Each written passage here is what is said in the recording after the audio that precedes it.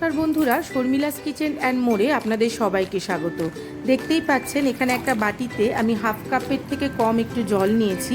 এর মধ্যে একটু লবণ দিয়েছি 2 চামচ মতো চিনি আর দিয়েছি অল্প সাদা তেল। এরপর মিশ্রণটাকে আমি ভালো করে মিশিয়ে নিয়েছি। এরপর এই মিশ্রণটা অনেকক্ষণ ধরে যাতে চিনি আর লবণটা একদম গলে যায় সেরকমভাবে। তারপর এখানে যেহেতু হাফ কাপের থেকে কম জল নিয়েছিলাম, সেই তার থেকে একটু কম মাপেরই ওই কাপেরই দই নিয়েছি, টক দই। এরপর দইটা তার সাথে ভালো করে ফেটিয়ে নিয়েছি। এর মধ্যে দিয়ে দিয়েছি 1 কাপ মতো বেসন, খাওয়ার বেসন যেটা আমরা খাই, সেটাকে আমি আগে থেকেই ছাঁকনিতে ছেঁকে রেখেছিলাম যাতে বেসনটার মধ্যে কোনো রকম লাম্পস না থাকে। তারপরে ভালো করে এটাকে ফেটিয়ে নিয়েছিলাম দইয়ের সাথে। আমি আজকের রান্না বা আজকের রেসিপি হচ্ছে ধোকলা বা খামান। দেখতেই পাচ্ছেন কীরকম একটা স্মুথ ব্যাটার রেডি হয়েছে। সেটাকে আমি 10 মিনিটের জন্য আলাদাভাবে রেখে দিয়েছিলাম ঢেকে। এরপর একটি টিনের পাত্রে আমি তেল বুলিয়ে নিয়েছিলাম, যেটাকে রেডি করে রেখেছি। অন্যদিকে একটি কড়াইয়ের মধ্যে এরকম একটি স্ট্যান্ড রেখে জলটাকে ফুটতে দিয়ে দিয়েছিলাম, কারণ জলটা যদি আগে থেকে না ফোটে ততক্ষণ কিন্তু এর মধ্যে কোনো বেকিং সোডা দেওয়া যায় না। জল এদিকে ভাপটা রেডি হলে তারপর এই ব্যাটারের মধ্যে 1 চামচ মতো বেকিং সোডা দিয়ে ভালো করে সেটাকে আবার মিশিয়ে নিয়েছি। দেখতেই পাচ্ছেন বেসনটা কীরকম ফুলে উঠেছে। এরপরে এই মিশ্রণটাকে সেই টিনের পাত্রে, যেটাতে আমি তেল ব্রাশ করে রেখেছিলাম, তার মধ্যে ভালো করে ঢেলে দিয়েছি। আর এইভাবে একটু নাড়িয়ে দিয়েছি যাতে এর মধ্যে কোনো এয়ার বাবলস না থাকে। তারপরে সেটাকে এক কড়াইয়ের মধ্যে, যেখানে ভাপ দিয়েছি, জল ফুটতে দিয়েছি, তার মধ্যে নিয়ে সেটাকে থালা দিয়ে এইভাবে ঢেকে দিয়েছি।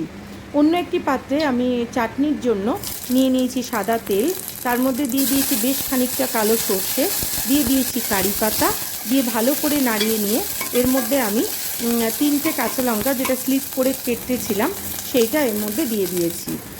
আর এর মধ্যে অল্প একটু হিং দিয়ে দিয়েছিলাম।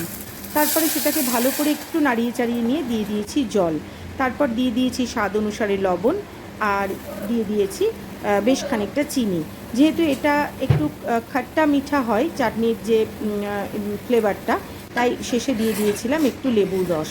চাটনিটার জলটা বা রসটা কিন্তু একদম গরম খামানের মধ্যে দিলে চলবে না, ওটা একটু ঠান্ডা হলেই দেওয়া যাবে।